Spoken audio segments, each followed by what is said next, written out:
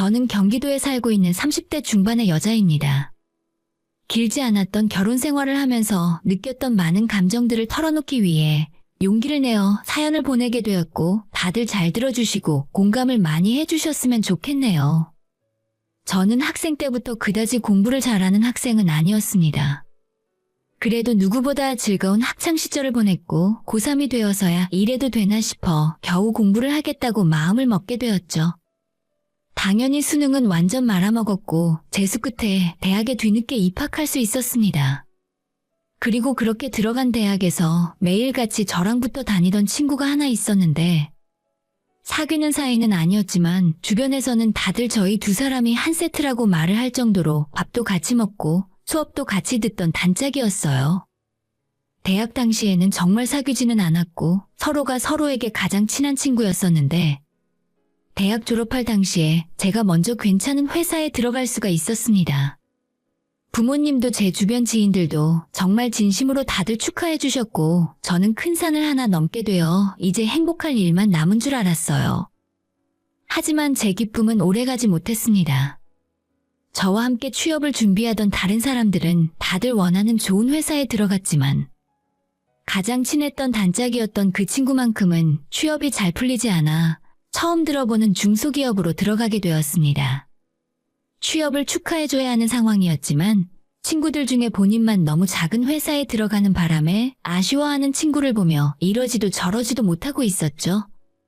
그렇게 각자 회사에 취직하게 되고 뿔뿔이 흩어지게 되었는데 매일 붙어 다니던 이 친구와 저도 연락이 점점 뜸해지게 되었죠. 저도 새로 다니게 된 회사에서 적응을 하느라 정신이 없었고 반년간 전화는커녕 카톡도 거의 한 적이 없었습니다. 제가 먼저 잘 지내냐고 물어봐도 그냥 그렇다며 단답으로 답장이 오고 대화가 이어지지 않았죠. 이렇게 친구들과도 점점 멀어지는구나 싶었는데 어느 주말 갑자기 연락이 와서 지금 좀 만나자 하더라고요. 오랜만에 보자고 하니 무슨 일이라도 생겼나 싶어서 바로 약속을 잡고 만나게 되었죠. 평소처럼 만나 농담도 하며 밥을 먹고 커피를 마실 때까지 별다른 말을 하진 않았어요. 야, 근데 너 그동안 왜 내 연락도 무시하고 먼저 연락도 없이 살았냐? 결국 제가 먼저 이야기를 꺼냈는데 한참을 고민하고 아무 말을 못하고 있다가 갑자기 입을 열었습니다. 사실 나 대학 시절 내내 너를 좋아했거든. 나도 너랑 비슷한 대기업 들어가면 고백하려고 했어. 근데 형편없는 곳에 겨우 합격하고 나니까 창피해서 앞에 나타나질 못하겠더라. 이걸 고백이라고 해야 할지 아니라고 해야 할지 뭔가 조금 애매했습니다. 저도 사실 이 친구가 싫지 않았고 다른 남자들과는 다르게 부담 없이 편해서 호감을 갖고 있었습니다.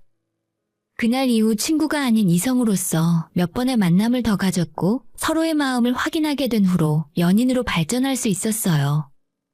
다니는 직장이 차이가 난다고 해서 사람의 급이 나뉘는 건 아니잖아요. 그렇게 친구에서 연인 사이로 발전한 저희는 1년 조금 넘게 사귀었을 때 프로포즈를 받게 되었어요. 저보다 더 열심히 노력해서 언젠간 저보다 돈을 더 많이 벌고 호강시켜주겠다는 말을 들었고 이 사람의 의지가 대단하게 느껴져서 승낙을 하고 말았죠. 이 남자를 몇 년간 쭉 지켜본 결과 성실함 하나만큼은 누가 봐도 인정하는 편이었고 이런 남자라면 나를 평생 지켜줄 수 있을 것 같다는 생각이 들었습니다. 그렇게 우리는 대기업에 다니는 저와 중소기업에 다니고 있는 남자가 만나서 결혼을 하게 되었고 처음엔 아무런 문제 없이 행복한 결혼 생활을 시작했어요. 사실 제 생각은 지금도 변함이 없습니다. 남자든 여자든 누가 더 벌고 덜 버는 것이 뭐가 그렇게 의미가 있을까 싶거든요. 누구든 하나라도 더 벌어서 결혼 생활하는데 어려움이 없으면 그 다음부터는 사랑으로 모든 걸 극복할 수 있다고 생각합니다. 하지만 이건 제 생각일 뿐이었고 실제 결혼은 너무 달랐습니다. 가장 처음 제가 이상한 점을 느끼게 된 건 시댁에서 저를 대하는 태도였어요. 무엇보다 시집살이가 처음부터 가장 큰 스트레스였는데 시아버지는 별다를 게 없는 분이셨지만 시어머니는 저랑 전화통화를 하시거나 저희가 시댁에 볼 일이 있어서 방문을 하게 되면 알게 모르게 저를 내려 깎으려는 말을 자주 하셨어요. 결혼 후 처음으로 맞이하는 시어머니의 생신날이었는데 하필이면 그 당시에 저희 회사가 큰 프로젝트를 진행 중이라서 저는 매일 늦은 시간까지 야근을 할 수밖에 없었어요. 그날은 시어머니 생신 바로 전날이었고 역시 밤늦게 일을 하다가 10시가 되어 겨우 퇴근하는 길이었는데 밤늦게 신우에게 전화가 한 통 걸려오더라고요. 아, 언니, 지금 퇴근길이었어요? 다름이 아니라 내일 우리 엄마 생신인 거 알고 있죠? 하나 부탁이 있는데 엄마가 예전부터 며느리한테 아침 생일상 받고 싶어 하셨거든요. 특별하게 이것저것 할 것 없이 미역국이랑 잡채 갈비찜 정도만 준비하면 될 것 같아요. 아, 그리고 엄마가 생과일 케이크 좋아하거든요. 이 정도는 준비해서 올 수 있죠?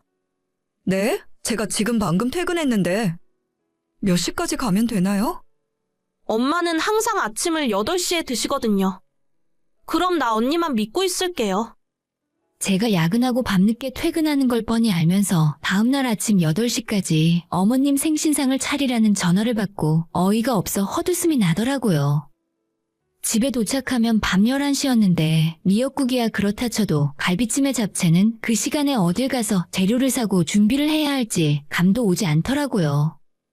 그나마 부랴부랴 불 켜져 있는 빵집에 들러 생과일 케이크를 하나 사긴 했지만 집에 도착하자마자 열이 너무 받아서 남편에게 하소연을 했어요. 내일 아침 8시까지 나보고 어머님 생신상 차리라는데 이게 맞는 거야? 나 지금 당장 쓰러질 것 같은데 자기 생각은 어때? 그래도 결혼하고 처음 맞는 우리 엄마 생일인데 이 정도는 당신이 아무리 바쁘더라도 미리 생각을 했어야 하는 거 아닌가? 그냥 넘어가면 우리 엄마가 엄청 서운해하실 거야. 잠을 조금 줄이더라도 지금 빨리 마트 가서 재료 사고 준비하는 게 맞는 것 같아. 제 편을 들어줄 줄 알았던 남편의 속 터지는 말에 저는 넋을 잃었고 지금 이 시간에 나가서 장을 보고 갈비찜에 잡채까지는 도저히 못하겠더라고요. 그래서 어머님 생신날 점심을 제가 대접하기로 하고 조금 비싼 고급 한정식 집을 예약해 다음날 시부모님을 모시고 식사를 하러 갔어요. 준비한 케이크에 촛불 이벤트도 하고 나니 제 걱정과는 다르게 분위기가 썩 나쁘진 않았습니다. 어머님 죄송해요. 제가 요즘 너무 정신이 없어서 생일상 준비도 직접 못하고 선물도 미리 준비 못했어요. 이번만 용돈으로 드려도 괜찮을까요? 뭐, 너가 대기업 다니면서 돈을 많이 벌다 보니까 돈이 최고다 이런 거냐? 어찌됐건 며느리가 바쁘다는데 어쩔 수 없지. 이 와중에 같이 밥 먹는 것만 해도 나는 감사한 마음뿐이라니까? 진짜 이게 돈 쓰고도 욕먹는 상황이구나 싶었어요.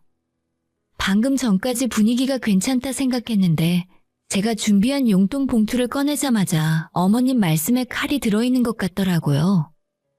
저는 나름대로 바쁜 와중에 이런 자리를 만들었고 용돈에 사전에 준비한 편지까지 봉투에 넣어서 드렸는데 어머님이 생일상 때문에 많이 서운하신 것 같아서 죄송한 마음까지 들었습니다. 어찌저찌 식사를 다 마치고 집으로 돌아오는 길에 차 안에서 남편이 제게 이런 말을 하더라고요. 당신은 예전부터 이상한 버릇이 있는 것 같아. 모든 상황을 돈으로 해결하려고 하잖아. 당신 생각에도 그런 것 같지 않아? 무슨 소리를 하는 거야? 내가 언제 그랬어? 이번에는 너무 갑작스럽고 내가 시간이 없으니 어쩔 수가 없었잖아. 당신은 무슨 말을 그렇게 서운하게 해? 아니, 돈 좀 번다고 유세 떠는 것 같잖아. 어른들 보기에 어떻겠어? 난 오늘 당신한테 좀 실망이야. 기가 막히는 남편의 말에 저는 너무 황당했고 더 이상 아무런 말도 하고 싶지 않았습니다. 정작 남편 본인은 어머님한테 아무런 선물이나 용돈도 챙겨주지 않았거든요. 요즘 자기 회사 사정이 어렵다면서 내년에 챙겨드리겠다는 말뿐이었고 식사비 계산이나 용돈의 케이크까지 전부 제가 준비했기 때문에 더 황당했고 억울했습니다. 시댁 식구들 때문에 서운했던 건 이뿐만이 아니었어요.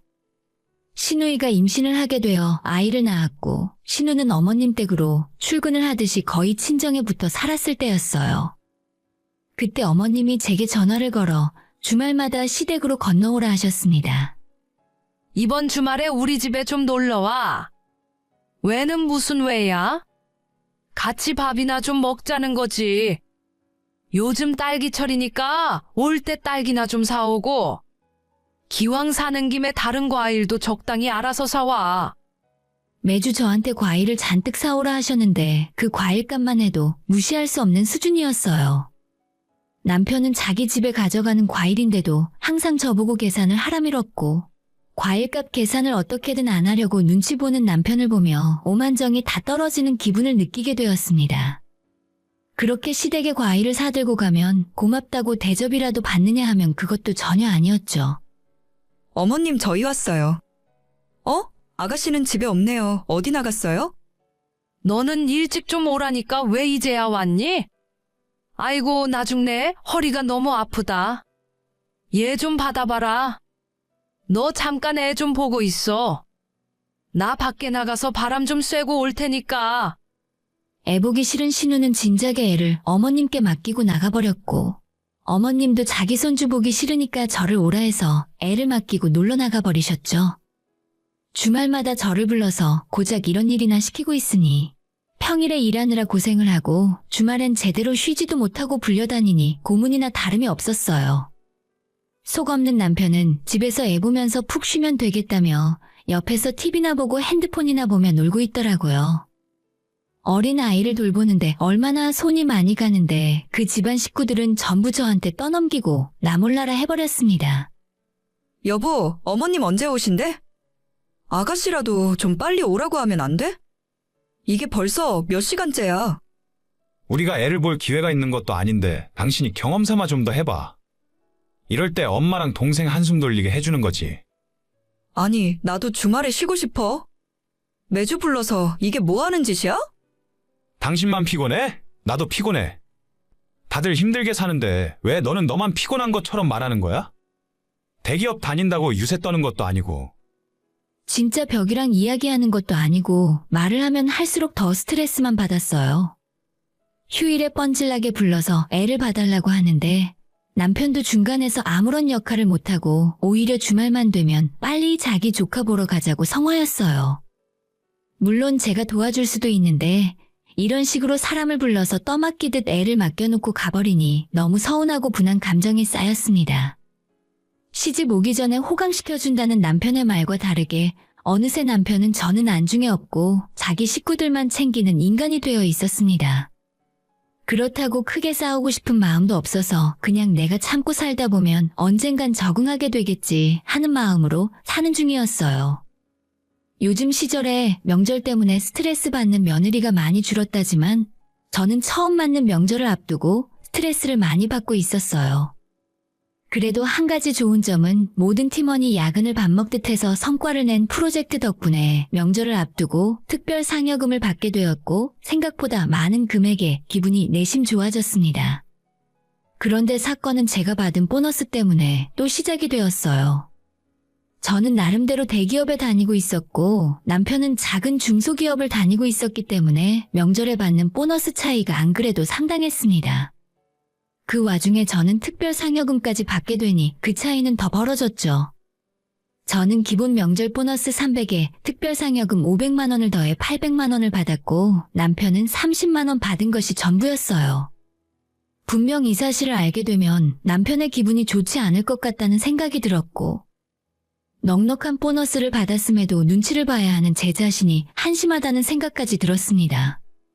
그래도 남편에게 숨길 수는 없어서 보너스 받았다고 카톡을 보냈더니 퇴근할 시간까지 답장도 하질 않더라고요. 저도 기분이 나빴지만 남편이랑 맛있는 거 먹고 풀고 싶어서 퇴근길에 같이 저녁 먹자고 전화를 걸었는데 자기는 회사 동료들이랑 술 한잔하고 집에 갈 테니까 저는 알아서 먹던지 하라며 그냥 전화를 끊어버렸습니다. 제가 잘못한 건 하나도 없지만 길을 못 펴고 사는 듯한 남편을 볼 때면 조금 미안한 마음이 드는 것도 사실이었어요. 그래도 결혼 전처럼 자기 일을 열심히 하고 스스로 자기가 하는 일에 당당하게 살면 되는데 저렇게까지 기분 나쁠 이유가 있나 싶었죠. 남편 기분을 풀어주기 위해서는 시댁에 뭔가 해주는 수밖에 없다는 생각에 다음날 남편에게 이렇게 말을 했습니다. 여보, 우리 엄마 집에 세탁기가 너무 오래됐는데 최신형으로 바꿔드릴까 하거든. 기왕이면 내가 보너스도 받았으니까 어머님 댁 세탁기도 같이 바꿔드리면 어떨까? 세탁기? 장모님 댁 세탁기 멀쩡한 것 같던데. 장모님이 사달라고 하신 거야? 그거 벌써 10년 된 거야. 엄마가 사달라고 한 건 아닌데 그냥 내가 하나 해드리고 싶어서. 당신이 알아서 해. 우리 집에도 같이 사드리면 좋아하시겠지 뭐. 남편은 시큰둥한 반응이었지만 저는 양가 부모님들이 좋아하실 거라는 생각에 열심히 세탁기를 알아보게 되었고, 그래도 좋은 걸로 해드리고 싶어서 가장 고급 라인으로 똑같은 걸 2개 결제해서 양쪽 집에 하나씩 보내게 되었습니다. 당연히 기분 좋아할 부모님들을 생각하니 이 맛에 돈을 버는구나 하면서 뿌듯한 기분이 들었어요. 며칠 후에 세탁기가 도착했는지 친정엄마는 제게 바로 전화를 하셔서 고맙다고 말씀을 하셨고, 크기도 크고 성능도 좋아 보여서 너무 마음에 든다고 하셨죠. 근데 이거 비싼 거 아니냐며 힘들게 돈 벌어서 큰 돈을 쓴 것 같다며 미안하다는 말씀까지 하셨습니다. 그리고 얼마 지나지 않아 회사 근무가 끝나고 퇴근을 하던 중이었는데 시어머님이 저한테 전화를 하셨습니다. 당연히 세탁기를 받고 고맙다는 말을 하기 위해 전화를 하셨다고 생각해서 밝은 목소리로 전화를 받았습니다. 네, 어머님, 세탁기 받으셨어요? 사용하시기에 불편하진 않으세요? 너네가 모자란 거니 정신이 없는 거니? 너가 사준 세탁기는 고맙게 받았다. 근데 너가 우리 집안을 상대로 어떻게 이럴 수가 있니? 네, 그게 무슨 말씀이세요? 아까 아들한테 들었는데 너네 친정이랑 우리랑 똑같은 걸 사다 준 거라면서? 어떻게 친정이랑 시댁을 똑같은 걸 해줄 수가 있니? 아무리 그래도 그렇지 너네 집이랑 우리 집이 같니? 기분 나빠서 못 쓰겠으니까 다른 걸로 바꿀 거 아니면 당장 너가 가져가라. 말을 들으면서도 무슨 소리를 하는 건지 모르겠더라고요. 좋은 마음으로 선물을 했는데 저희 친정이랑 똑같은 걸 해줬다고 해서 이렇게 기분이 나쁠 일인가 싶었습니다. 어머님 너무하세요.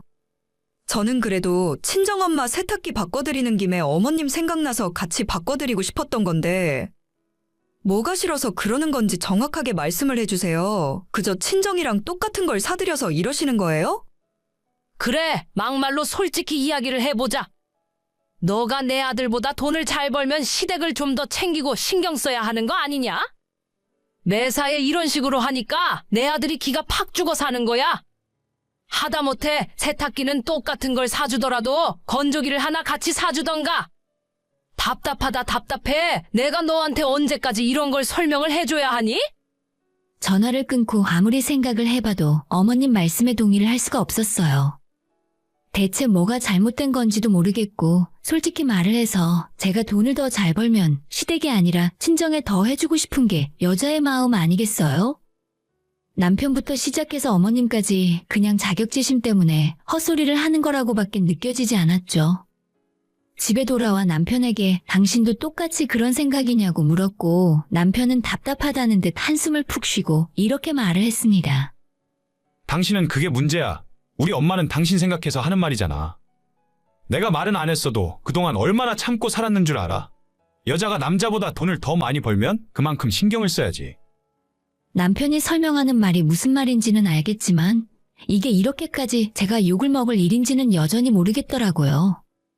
괜히 선물한다고 했다가 남편과 시어머니에게 죽어라 욕만 먹는 기분이 들었죠. 제가 대체 뭘 그렇게 잘못을 한 걸까요? 억울함과 서러움 때문에 눈물까지 나더라고요. 도저히 이렇게 살 수는 없다는 생각이 들었고, 자격지심에 꽉 찬 사람들과 가족으로 사느니 이제는 갈라서는 것이 낫겠다는 생각을 했습니다. 그래서 저는 이혼하기 전에 남편에게 마지막으로 큰 선물을 안겨줘야겠다고 결심하게 되었어요. 그 일이 있은 후 며칠이 지나 남편에게 차를 바꾸는 게 어떻겠냐 물었습니다. 당신 지금 타는 차 너무 오래 타지 않았어? 좀 더 좋은 차로 바꾸는 게 어때? 안 그래도 이게 10년이 넘으니까 여기저기 말썽이더라. 진짜로 내 차 바꿔줄 거야? 갑자기 기분이 좋아지네. 당신이 이제야 정신을 좀 차리는구나. 한껏 신난 남편을 보며 저는 표정 관리를 하느라 힘들었어요. 저렇게 사람이 멍청하고 눈치도 없는데 자존심 자격지심 때문에 굴러들어온 복도 지킬 수 없구나 싶었습니다. 차를 바꿔준다는 핑계로 남편이 지금 타고 다니는 멀쩡한 차를 팔게 하고 저는 그 돈을 위자료로 받아갈 생각이었죠. 남편 앞으로 재산이 전혀 없어서 그 차라도 받아가야 직성이 풀릴 것 같았어요. 집도 제 명의였고 버는 돈도 제가 훨씬 많아서 우리 부부 예금 역시도 대부분 제 돈이었으니까요. 남편은 매일 새 차를 알아보느라 잔뜩 들떠 있었고 시댁 사람들이나 자기 친구들에게 전화를 걸어 매일 자랑을 해댔습니다. 그 모습이 제 눈에는 너무 우스워 보였죠. BMW 외제차로 바꾸고 싶다길래 저는 그러라 했고 얼마 후엔 시어머니까지 제게 전화를 걸어서 차 바꿔주니 고맙다는 말을 하셨어요. 외제차를 사준다면서? 잘했다. 너가 이제야 내가 하는 말이 어떤 말인지 이해를 하는 것 같구나. 여자는 뒤에서 남자 내조하며 사는 게 맞는 법이다. 남자가 기가 살아야 밖에서 큰일을 하고 돈도 많이 벌어오는 거지. 네, 어머님, 지난번에는 제가 죄송했어요. 남편 기죽이는 와이프가 되지 않을게요. 저는 마음에도 없는 말을 하면서 어떻게 복수를 해줄까 칼을 갈고 있었습니다. 그냥 깔끔하게 이혼하고 떠나면 될 텐데 뭐하러 복수까지 하냐고 하실 분들도 있겠지만 제가 너무 호구처럼 살았더라고요. 이렇게 해주면서도 욕만 먹고 살았는데 그냥 헤어질 수가 없었어요. 저는 남편에게 며칠 뒤 새 차가 나올 거라 이야기했고 남편은 신이 나서 타던 차를 팔아버렸죠. 그리고 저는 제가 직접 새 차를 받아 어머님 댁 앞으로 몰고 간다고 말했습니다. 시모와 남편에게 새 차를 보여주고 싶었거든요. 사실 그 차는 올해 초 신차를 구입하신 저희 작은 아버지의 차였고 제가 상황 설명을 하고 하루 빌려 타고 왔어요. 남편과 시어머니는 아파트 주차장에 들어오는 까만 외제차를 발견하고는 잔뜩 신이 나서 입이 귀에 걸려 있더라고요. 진짜 그 표정을 보며 어떻게 사람들이 저렇게 살 수가 있나 싶어 조금이나마 남아있는 정까지 다 떨어졌습니다. 우와, 당신 진짜 이걸 나한테 주는 거야? 고마워 여보, 나 완전 감동했어.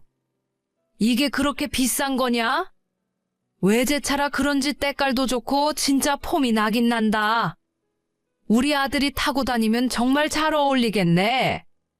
둘 다 비싼 차를 보더니 눈이 완전 돌아서 어쩔 줄을 모르더라고요. 어머님 무슨 말씀이세요? 이건 제 차예요. 뭐라고? 너 차라고? 그럼 내 아들 차는 어디 있어? 그걸 왜 저한테 찾으세요? 저는 모르는 일이에요. 제가 무슨 돈이 있다고 저 인간 차를 사주겠어요. 그 말에 남편은 저보고 차를 사준다고 하지 않았냐며 방방 뛰었습니다. 그게 무슨 소리야? 당신이 차 사준다며? 나 벌써 타던 차도 팔았는데 갑자기 이러면 어떡해? 내가 언제 사준다고 했는데?